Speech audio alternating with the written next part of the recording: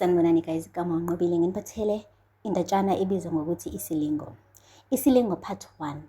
Ekseni ngovivi ilanga lisanda kuphakama eMpumalanga, uKhethiwe wavuswa umsindo emnyango. Utheme esukuma wafica envelope phansi kwesicabha, wayithatha exakekile ukuthi ngabe ivelaphi. Hayibo, kuyini lokho? Uthe ivula nje wabona ukuthi incwadi evela kuBheki isoka lakhe efundeka kanje. Khethiwe wami, ngiyazi ukuthi le ncwadi izokhathaza umphefumulo wakho. Lawo mazwi nje ewodwa amane enza amehlo kaKhethiwe amfimfa izinyembezi. Waqhubeka kodwa wafunda. Ngiyaxolisa kakhulu. Ayihlangananga imali yokuletha amalobolo lapho ekhaya kuduma kude.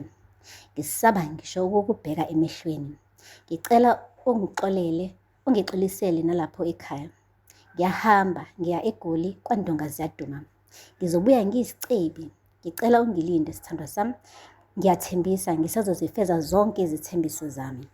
uKhethiwe wamane waqhaqhazela intukuthelo. Wathatha ifoni yakhe, izandla zivevezela, efuna ukuzizwela mathupha lamazwi ephuma kuyena ngqo uBheki. Kodwa-ke ifoni yakhe imphonsa ezihlahleni. Wahamba waya ngqo la hlala khona. Uthe mefika nje bonke abomndeni bebesho ukuthi uqoqe konke ngokwakhe washaya wachitha. Kwasangokunye-ke kuKhethiwe njengoba phela besisememezele isigodi sonke ukuthi yena kunabakhonga bezayo kule mpelasonto. Umane nje wathi hawe, mhlaba vule kungigwinye. Yo, yaze yangigila nansi indoda. Ngizothini ekhaya nkosi yami? Izihlobo nomakhelwane. Ngizophenduka inhlekisa endaweni, kodwa Bheki ngikwenzeni?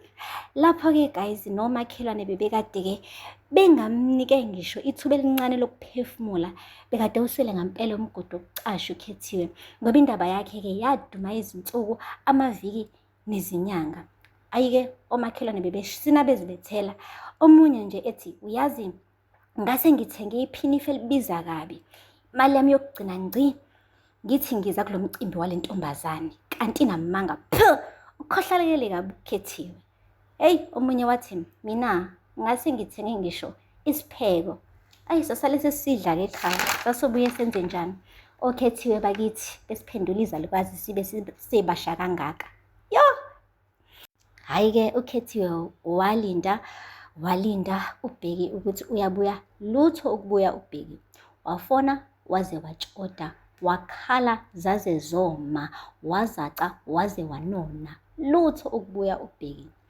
Nezinsizwa-ke zaqala zathi ukuzidlisa satshanyana phela, kodwa uzethembile uKhethiwe wazithoba, wazithiba, eloke bambelele nje emazwini esoka lakhe athi, ngizobuya ngiyisicebi, ngicela ungilinde sithandwa sami, ngiyathembisa ngizosifeza isithembiso sami. Uphela lapho ku-part 1. Mekuwukuthi nisawufuna no-part 2, ngicela ukuthi ni-comment down below. Ningakhohlwa na ukusubscribe, nilike, ni-comment size ukuthi ngabe uzogcina ebuyile yini uBheki noma uzohamba